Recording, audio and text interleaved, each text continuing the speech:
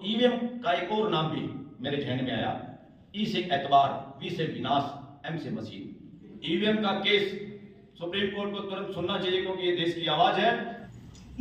अंग्रेजों के राज में या गुलाम राज में तो हम सोचते हैं, सोच सकते हैं, ऐसा हुआ भी है कि लोगों पे अत्याचार हुए, मगर डेमोक्रेटिक देश में, आजाद भारत में, देश में न्याय के खिलाफ, न्याय के पक्ष में आवाज उठाने वाले लोग, न्याय मांगने वाले लोगों के साथ अत्याचार किया जाए, धारा 144 लगाई जाए, किसानों की आवाज को दबाने के लिए उनको रास्ते में रोका जाए, कीलें खड़ी की जाए, बैरिकेडिंग की जाए और ड्रोन से हमला किया जाए और गोलियां चलाई जाए, और जो ड्रोन इजराइल को दिए जा रहे हैं या जिनसे इंटरनेशनल बॉर्डर पे काम लिया जा सकता है, आजाद और डेमोक्रेटिक मुल्क में अपने ही लोगों पे ऐसा अत्याचार करने वाले लोग डेमोक्रेटिक माइंड सेटअप के लोग नहीं हैं, तानाशाह लोग हैं, गलत तरीके से चुने हुए लोग हैं। ये लोग आजाद मुल्क के शासन में बैठने वालों की काबिलियत इनके पास नहीं है, और इससे पता चलता है क्यों ये लोग ऐसा करते हैं। ये लोग नहीं थकते। उस पाकिस्तान में हटाया हुआ चीफ जस्टिस वहां के वकील और जनता आंदोलन करके दोबारा नौकरी पे लगवाती है। उस पाकिस्तान में भ्रष्टाचार में प्राइम मिनिस्टर भी जेल में जाता है। उस पाकिस्तान का इलेक्शन कमीशन बड़े पद का आदमी दुनिया के सामने स्वीकार करता है, वीडियो देखा होगा आपने, जो कहता मुझे चौराहे पे फांसी लटका दो, मेरे से गलती हो गई, वोट किसी और की थी और हमने गलत तरीके से दूसरों को डिक्लेयर करा दिया। इस देश में बहुत दिनों से ये होता आ रहा है, और आज जो लोग सत्ता में बैठे हैं वो इसके एक्सपर्ट लोग हैं।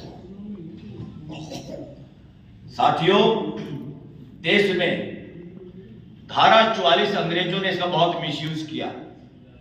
आजाद देश में इस तरह के काले कानून की कोई जरूरत नहीं, जिस तरह से सेडिशन, देशद्रोह की जरूरत नहीं।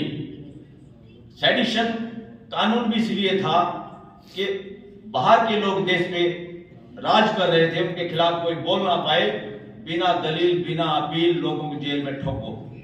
आज एक रोलेट एक्ट भी उस वक्त आया था अंग्रेजों के शासन में, जो लोगों को बिना समनिंग, बिना बताए गिरफ्तार कर सकते थे। आज पीएमएलए एक कानून है जिसका सदुपयोग तो करना था उन पूंजीपतियों के खिलाफ जो देश का पैसा लेके भाग के बाहर, उनको बुलाने की बजाय, क्योंकि उन लोगों ने तो मदद की हुई है इलेक्शन में, 2 नंबर का पैसा उन लोगों से लिया हुआ है, जिससे सरकार ने, सत्ता में बैठे हुए लोगों ने बहुत उस पैसे से लोगों का जमीन खरीदने का काम किया और इलेक्शन में प्रचार प्रसार का काम किया। बल्कि इसका अब इस्तेमाल हो रहा है डेमोक्रेसी का हनन करने के लिए, देश में लोकतंत्र खत्म करने के लिए। जिसको चाहो, आज चाहे कर्मचारी है, चाहे व्यापारी है, चाहे कोई किसी तरह का भी काम करता है, लोगों को ये जानबूझ के, जो 80-90 करोड़ लोगों को निःशुल्क राशन देके उसमें भी फोटो लगा के, किसी के बाप का है राशन, इस फोटो नहीं लगनी चाहिए, इसका भी हमें बोलना पड़ेगा। ये फोटो लगा के ऐसा कर रहे हैं जैसे कोई धन्नामल सेठ अपनी पॉकेट से ठगी ठोरी मार के फिर जनता को एहसान करना चाहता है। इस तरह से हर रेलवे स्टेशन पे, हर पेट्रोल पंप पे,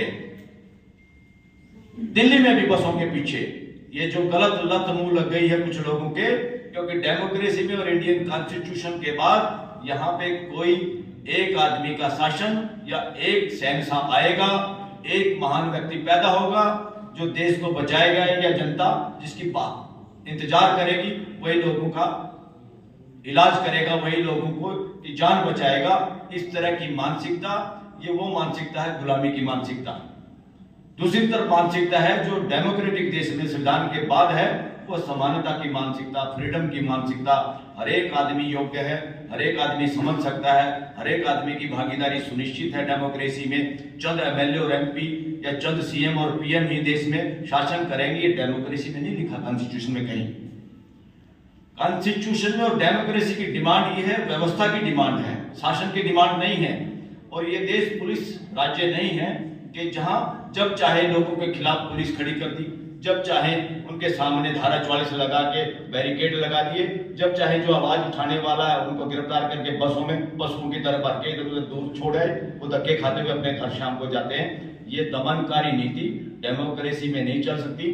जो लोग इनको चला रहे हैं उनका डेमोक्रेसी में विश्वास नहीं है, वो देश के असली प्रतिनिधि हैं ही नहीं।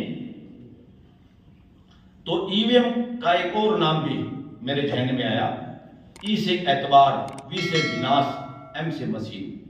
एतबार का विनाश करने वाली मशीन है तो ईवीएम है।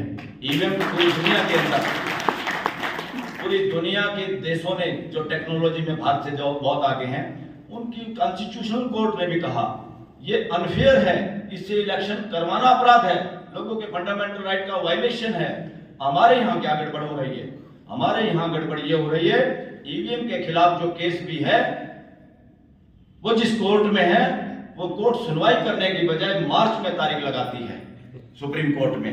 साथियों, सुप्रीम कोर्ट के अंदर मेजॉरिटी एडवोकेट और देश के अलग अलग जगह के वकील भी अब पहचानने लगे हैं कि सुप्रीम कोर्ट और हाई कोर्ट जितनी कमजोरी है उतनी सही है। सुप्रीम कोर्ट और हाई कोर्ट को इमीडिएटली, जैसे इलेक्शन चंडीगढ़ में हुए, उससे जग जाहिर साफ हो गया चंडीगढ़ पे केंद्र का राज्य है, गृह मंत्री और पीएम उसको डायरेक्ट दिखता है, वहां के एडमिनिस्ट्रेशन में, वहां गवर्नर भी शामिल है, सारे के सारे लोग शामिल हो गए षड्यंत्र में। अगर पीएमएलए की तरह से जैसे सरकारी गवाह बना के लोगों को जेल में ठोका जा रहा है, जमानत नहीं दी जा रही, उसी तरह की जांच हो तो इस देश का गृह मंत्री और प्राइम मिनिस्टर और वो पंजाब का गवर्नर वो भी जेल में होने चाहिए, हो सकते हैं। हिम्मत कैसे हो रही है इन लोगों की गुंडागर्दी करके? अरे पद से आदमी बड़ा या अच्छे आदमी से पद सुशोभित होता है? कोई प्राइम मिनिस्टर हो गया वो महान हो गया, ऐसा नहीं है। बहुत गंदे लोग प्राइम मिनिस्टर बन सकते हैं, बहुत गंदे लोग गवर्नर बन सकते हैं, बहुत गंदे लोग जज बन सकते हैं। उस पोस्ट पे रह के वो काम किया जाए जो संविधान चाहता है, तब वो पद महान होता है, तब वो ये होता है। अब एक और क्लियर मैं आज बात करूं, फ्यूचर में लोग वकील सुप्रीम कोर्ट के नाम भी लेने वाले हैं। सुप्रीम कोर्ट में मेजॉरिटी एडवोकेट ये करें, देश की हाई कोर्ट और सुप्रीम कोर्ट में कुछ लोग ऐसे पहुंच गए हैं जजों के रूप में जो सरकार के एजेंट के रूप में काम कर रहे हैं, जो देश और संविधान के अनुरूप काम नहीं कर रहे हैं। उन लोगों को सचेत होने की जरूरत है और इमीडिएटली ईवीएम का केस सुप्रीम कोर्ट को तुरंत सुनना चाहिए, क्योंकि ये देश की आवाज है। अदरवाइज जिस बेंच के सामने ये केस है उससे हटा के चीफ जस्टिस अपने सामने डे टू डे हियरिंग करे और ईवीएम पे देश की भावनाओं के साथ और दुनिया की अदालतों के अनुरूप फैसला दे और देश को ईवीएम की ठगी ठोरी से बचाए और देश में सच्चे लोकतंत्र को स्थापित करने के लिए, संविधान के बचाने के लिए अपना सहयोग दे, वरना हाई कोर्ट और सुप्रीम कोर्ट का महत्व खत्म हो जाएगा देश से। थैंक यू वेरी मच साथियों।